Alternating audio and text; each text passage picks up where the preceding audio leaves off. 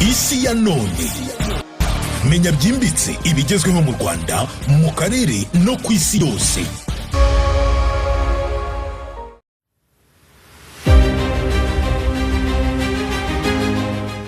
Turabasuhuje kandi tubaye ikaze.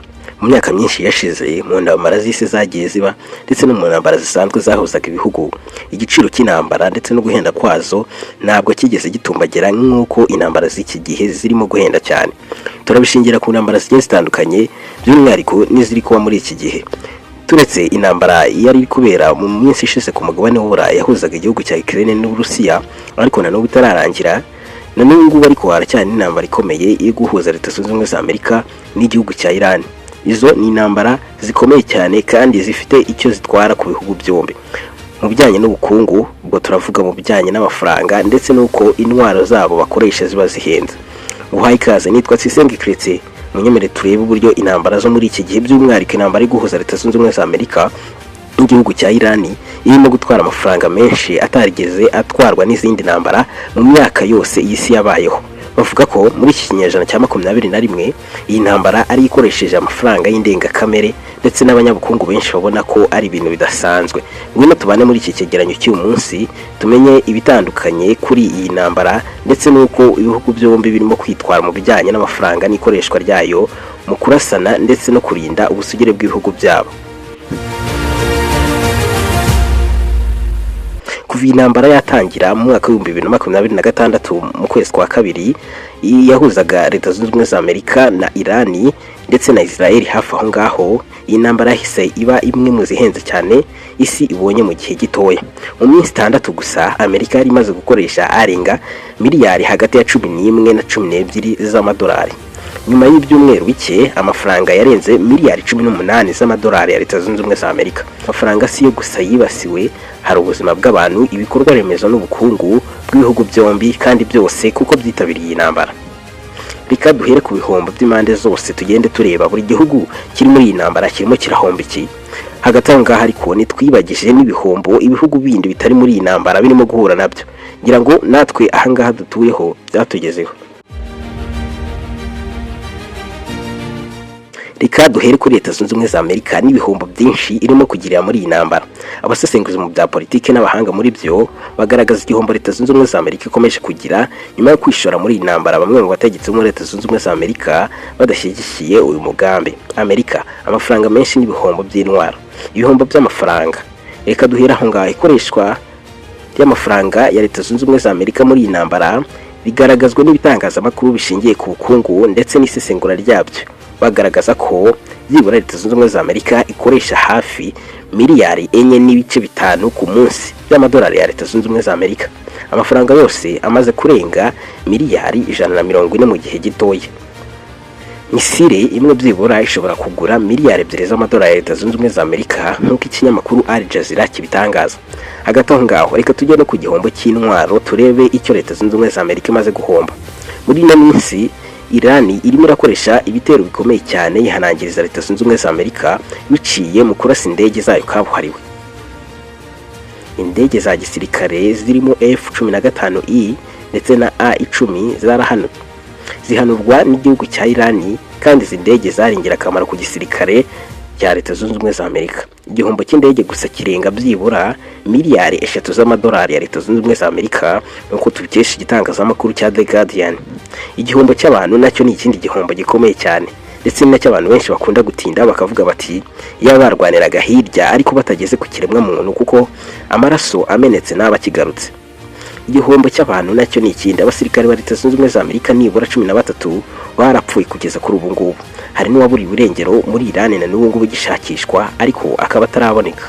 Ibi byose byerekana ko nubwo Leta Zunze Ubumwe za Amerika ifite imbaraga, iri gutakaza amafaranga n'ikoresho byinshi cyane ku rugamba.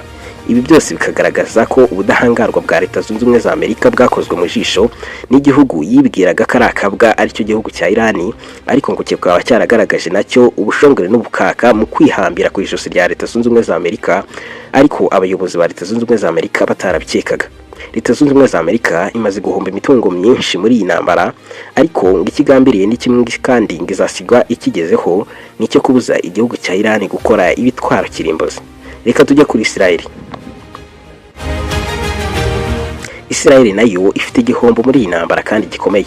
By'umwihariko turibanda ku gihombo cy'ubukungu n'umutekano w'abaturage. Amafaranga ni kimwe ndetse n'ubuzima bw'abaturage ni kimwe. Reka duhere ku mafaranga.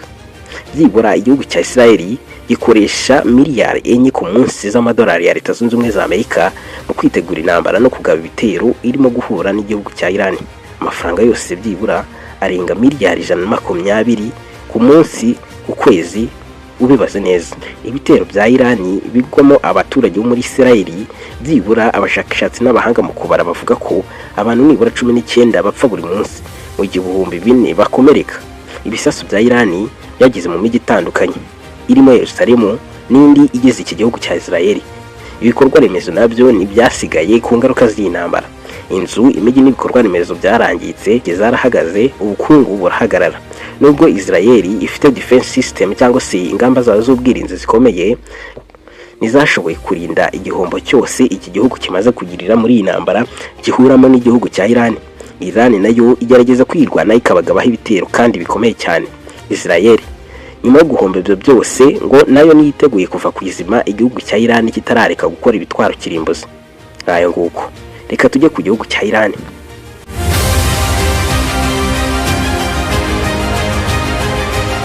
Iran ni ikindi gihugu nacyo kiri muri iyi ntambara kandi gikomeje kugira ibihombo bikabije.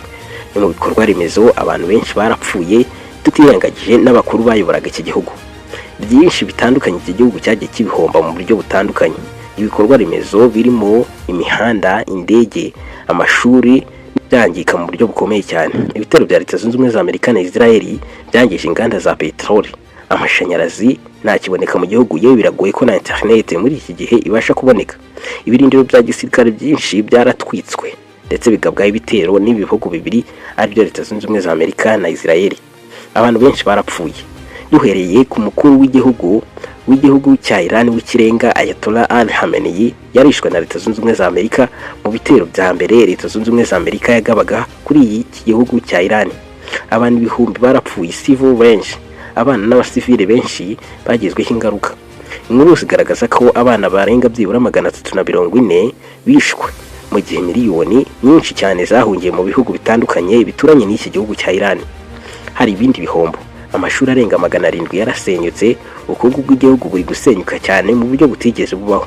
Iran niyo yibasiwe cyane imbere mu gihugu kubera ko bavuga ko nta bwirinzi bw'ikirere buhagije ifite ugereranyije n'igihugu cya Israel cyangwa se Leta Zunze Ubumwe za Amerika mu birindiro byayo. Ariko ngiracyashoboye kandi izakomeza guhangana na buri wese uzakomeza kuyigabaho ibitero. Ingaruka ku isi yose zigenda zikwirakwira bitewe n'iyi ntambara. Ibihugu byo mu burasirazuba bwo hagati byatakaje byibura arenga cyangwa se ari hagati ya miliyari 120 n'$194 z'amadolari mu kwezi kumwe. Al Jazeera itubwira ko ibihugu bituranye n'igihugu cya Iran mu kigo cy'Abarabu bikomeje kugira igihombo gikomeye cyane biturutse ku ngaruka z'iyi ntambara. Batubwira ko hagati ya miliyari 120 n'$194 aribyo bimaze guhomberwa muri iyi ntambara iri guhuza ibihugu byombi. Igiciro cya peteroli cyarazamutse, ibyo ntabwo nirirwa mbitiraho kuko naha mu Rwanda ibintu bikomeje gukomera cyane kuri peteroli ndetse na gaze. Ibiciro umunsi ku munsi birazamuka kubera iyi ntambara. Ubukungu bw'isi burimo burahungabana ku kigero kitigeze kibaho. Intambara si ibihugu bitatu gusa, ahubwo ikomeje no kugenda yadukira isi yose itera ibibazo. Hagati aho ngaho intambara nawe itsinda by'ukuri, ahubwo ngo Amerika ifite imbaraga zikomeye cyane, irahabwa amahirwe yo gutsinda. Israel nayo ifite ubwirinzi bukomeye, irahabwa amahirwe yo gutsinda. Iran ifite uburyo bwo kwihurira n'ibyo bihugu byombi, gikoresheje tekinike zayo n'abaterankunga batandukanye, ikabasha kurwana n'ibyo bihugu byombi ikabitsinda.